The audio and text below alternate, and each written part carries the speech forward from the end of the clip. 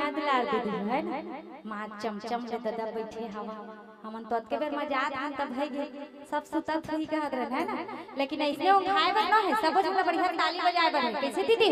नीचे में बैठे तिहु मान एती बैठे सिंहासन में भैया हमारे समिति वाले भैया सब जन से निवेदन है ना एक बार जो तर भगवत हारी के लिए जोरदार ताली से जयकारा हो जाए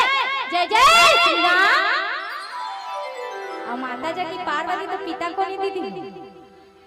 महादेव अवेदी के कोने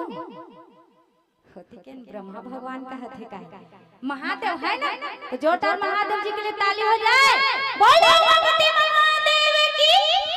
और सब झला दोनों हाथ ऊपर करके ताली बजाते हैं का कहने जय गणेश जय महादेव।